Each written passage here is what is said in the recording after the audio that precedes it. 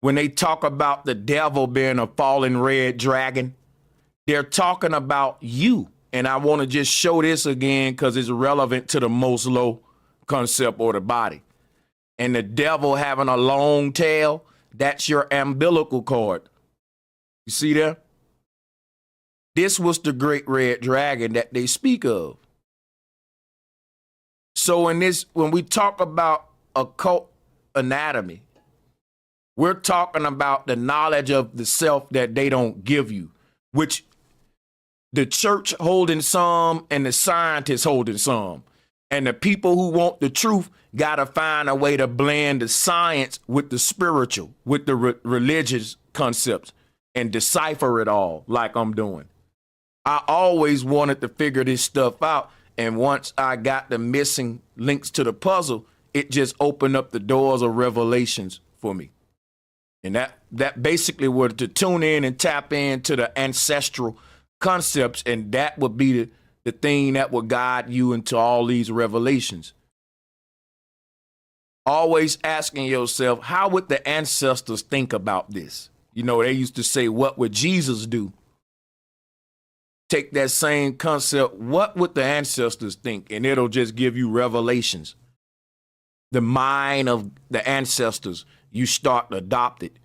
And it's no different than you trying to adopt the mind of Christ or the mind of LeBron or your favorite rapper. You can literally tune in to the energy of the ancestors by constantly meditating on stuff like what I'm showing now. You know, ancestral symbols and stuff.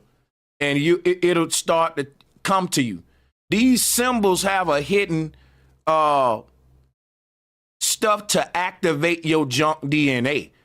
You might not know what none of this stuff mean, but if you just look at it enough every day and be fascinated with it, you'll become an expert with a lot of this stuff. And people will be like, who taught you that, man? You channeled it through the symbol itself. A lot of these symbols, you can just look upon them.